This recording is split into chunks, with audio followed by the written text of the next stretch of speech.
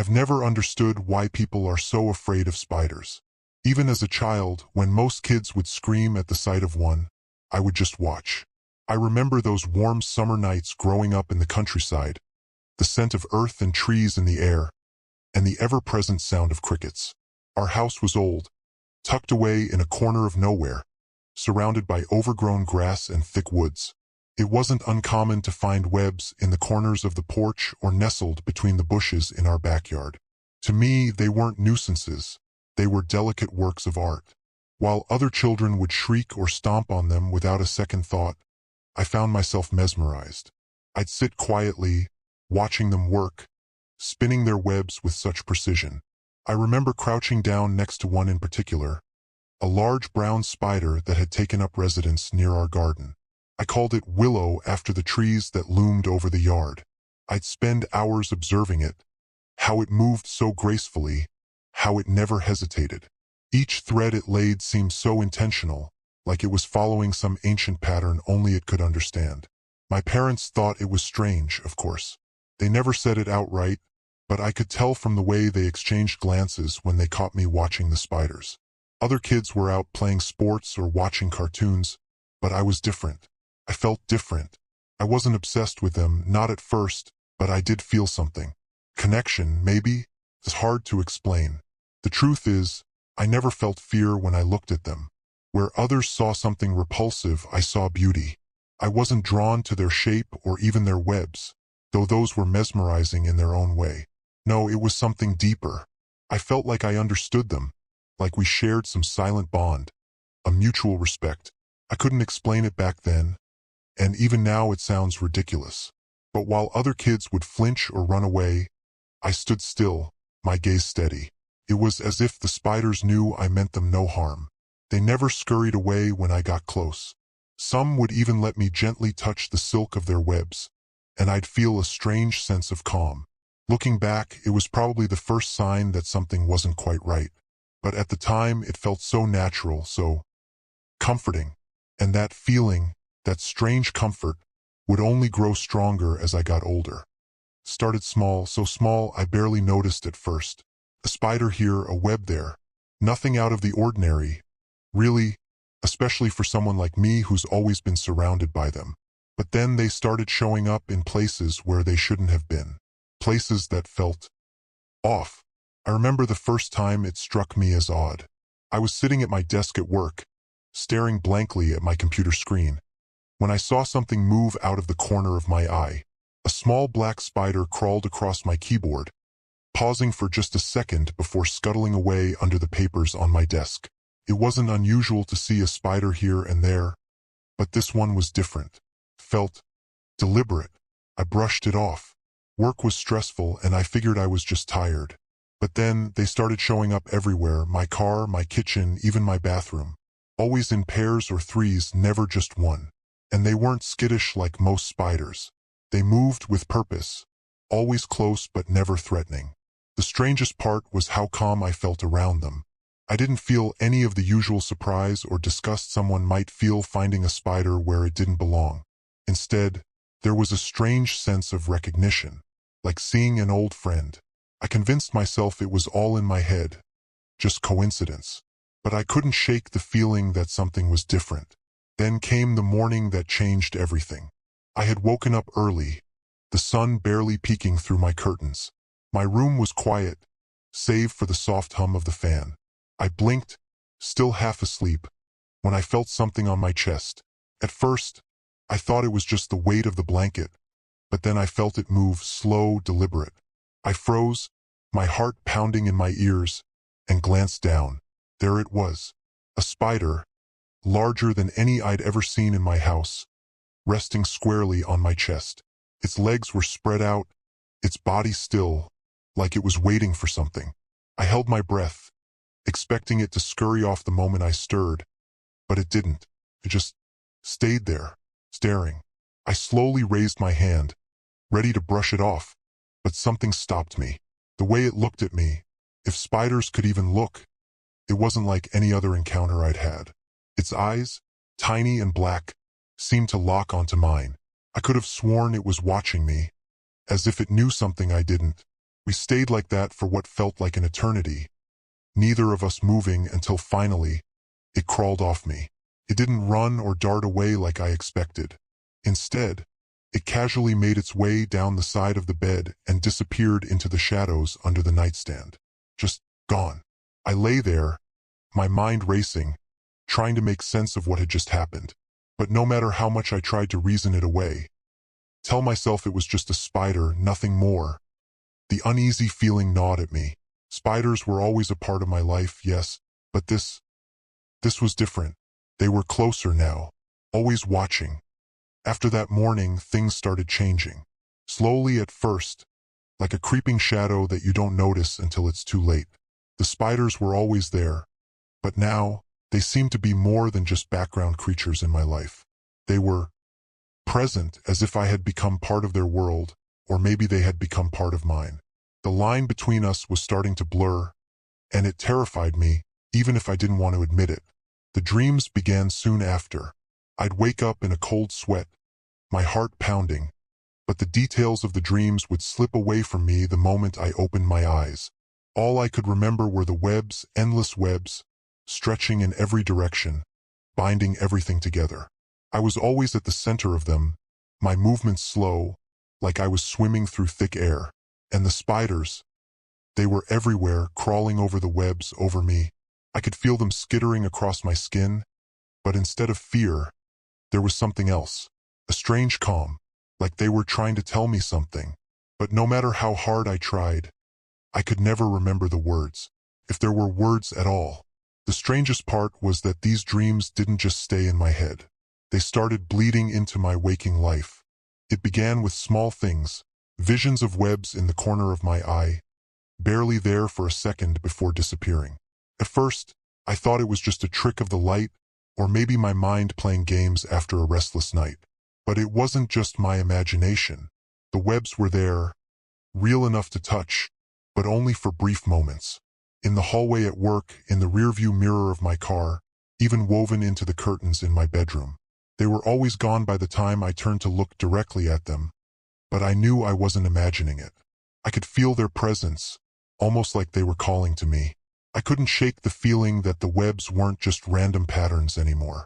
There was something more, something deliberate, like they were forming shapes, symbols maybe, or words, but I couldn't understand them. I'd stare at the space where they'd just been, trying to piece it together, but it would slip through my fingers every time. I started to spend more time alone, avoiding friends and family. I wasn't sure how to explain what was happening, or if I even could. How do you tell someone that you're being followed by spiders, that you're dreaming of their webs every night, that you feel their presence even when you're awake? No one would believe me, and part of me wasn't sure if I believed myself. But the dreams kept coming, more vivid and intense with each passing night. I'd wake up drenched in sweat, my hands gripping the sheets like I'd been holding onto something for dear life. And every time, the same image haunted me. Strands of web, stretching further and further, pulling me deeper into something I couldn't escape. I wasn't just dreaming about them anymore. I was becoming part of them, part of the web. Sometimes, I'd wake up and still feel the webs clinging to my skin, even though I knew they weren't really there. And the spiders, they were watching, always watching, waiting for something. I tried to push it away, tell myself it was just stress, just nightmares. But deep down, I knew it wasn't. The connection was growing stronger, and with every day that passed, it felt less like a bond one could break and more like a trap I was caught in. I couldn't ignore it anymore. The dreams, the webs, the spiders, it was all too much. I wasn't sleeping, I wasn't eating, and when I tried to focus on anything, my mind would wander back to them. They had become more than a fascination. They were a presence, constantly watching, constantly waiting. I could feel them in every corner of my life, lurking just out of sight. Desperation took hold. I needed answers. I couldn't go on like this, not without knowing why this was happening to me. So I did what anyone would do. I started researching. I spent hours digging through books, websites, forums, anything that could give me some explanation. I wasn't sure what I was looking for, but I hoped there was something, anything that could make sense of it. That's when I came across the myths. Ancient stories, buried in obscure texts and forgotten corners of the internet. Legends of people who were chosen by spiders, individuals marked by them, bound in a way that transcended the physical world. These chosen ones were said to gain strange abilities, a heightened connection to the creatures, even the power to control them. But there was always a price. The stories said that those who were chosen slowly lost their autonomy. At first, it seemed like a gift, an awakening of some deeper understanding, but over time, they began to lose control. Their actions were no longer their own. Their thoughts twisted and tangled in the webs of the spiders. They became puppets, their strings pulled by something far older, far darker, than they could comprehend. I laughed when I first read it. It was ridiculous. Ancient folklore, the kind of thing people used to scare children. But the more I read, the more the pieces started to fit together. The dreams, the webs, the way the spiders seemed to follow me, guide me. It all lined up too perfectly. The stories spoke of symbols and patterns left in webs, messages for the chosen to decipher. I thought back to the webs I had seen, how they seemed to form shapes just out of my understanding. What if they weren't random? What if they were trying to tell me something? My paranoia grew with every page I turned. Was I imagining it? Was it all just some bizarre coincidence? Or was there something more, something ancient watching me, pulling me into its web? I couldn't tell anymore. Every step I took felt guided, like there was some unseen force pulling the strings, directing my every move. I'd stand in front of the mirror and stare at my own reflection, wondering if the person looking back was still me, or if I had already started to change. My thoughts didn't feel like my own anymore, like they were being woven into something bigger, something darker. The worst part was, I couldn't stop it. No matter how hard I tried to resist, it felt like the more I fought, the tighter the web wrapped around me. My hands would move on their own, brushing over the spaces where I had seen webs, as if searching for something. My eyes would dart to corners of rooms, expecting to find them, waiting to find them. I wasn't in control anymore. Not fully. There were moments when I'd catch myself doing something I didn't remember deciding to do. Walking into a room without knowing why. Reaching for objects I hadn't planned to touch. Every decision, every action felt like it was being made for me, and I couldn't tell if it was my own mind or something else entirely. Something with far too many legs. The stories warned of this, of the slow unraveling, the loss of self. I had thought I was different, that I could fight it, that I could choose to resist. But I was wrong. The more I tried to push it away, the more it wrapped itself around me. I couldn't shake the feeling that I wasn't alone in my own body anymore. That the spiders, the ones I had always felt so connected to, had taken that connection too far. That maybe I wasn't the one controlling them. Maybe they were controlling me, and I didn't know how to stop it. It wasn't just in the dreams anymore. It wasn't just visions of webs appearing in the corners of my eyes or spiders watching me from the shadows. It had become real, tangible, something I could feel in every breath, every movement. The connection had grown too deep to ignore, too strong to sever. I was no longer simply fascinated by spiders. I was entangled in their world. And the terrifying truth was, I could feel them inside me now. Not just in the spaces around me, but beneath my skin. At first, it was subtle. A slight itch in my arms, an uncomfortable twitch in my legs. But soon, the sensation became more vivid, more undeniable. Tiny movements, like something crawling just below the surface, weaving through my muscles, threading its way through my veins. It wasn't painful, not exactly, but it wasn't natural either. It was something else, something alive. I tried to ignore it, tried to push it down, but every day it got harder. My thoughts were no longer my own. I'd stare into the mirror and barely recognize myself. My skin looked pale, almost translucent, and in certain lights, I swore I could see the faintest shimmer of webs under the surface, like I was being remade from the inside out. I couldn't tell if I was losing my mind or if the transformation had already begun. That's when I realized I had two choices. The first was to fight, to escape. I could try to claw my way out of this nightmare, cut myself free from the web that had trapped me. But even as I thought about it, I knew it was impossible. The connection was too strong now. The spiders were no longer just following me. They were me. Every step I took, every thought I had felt guided by something deeper, something I couldn't break free from. I could run, but where would I go? How do you escape something that's inside you?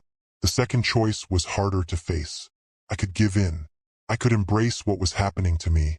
Embrace the spiders, embrace the transformation. I could let myself become part of them, fully and completely. I wasn't sure what that meant or what I would become, but part of me was curious.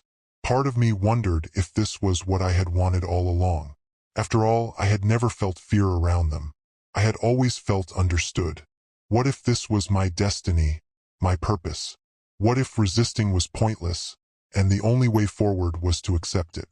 The idea terrified me, but at the same time, there was a strange comfort in it. In embracing the spiders, I wouldn't have to fight anymore. I wouldn't have to resist. I could let go, let them take over, let the transformation complete itself. But then, there was the other part of me, the part that screamed at me to run, to fight, to get as far away from this as possible before it was too late. The part that still believed I had a choice, that I could stop this before I lost myself completely. I stood in front of the mirror, staring into my own eyes, searching for some sign of the person I used to be. But all I could see was the web, glistening, delicate, unbreakable. I can feel them inside me now, moving beneath the skin. The webs are no longer just around me. They are within me. My body is no longer my own. And yet, there's a strange peace in that. Maybe this was always meant to happen. Maybe the spiders had chosen me long before I ever realized it. Or maybe I can still escape. Maybe I can tear free from this before it consumes me entirely. But as I stand here, feeling the webs tighten, the question remains, do I even want to? And in that moment, as the decision looms before me, I realize I may never truly be free. Not from them, not from myself. And then I close my eyes,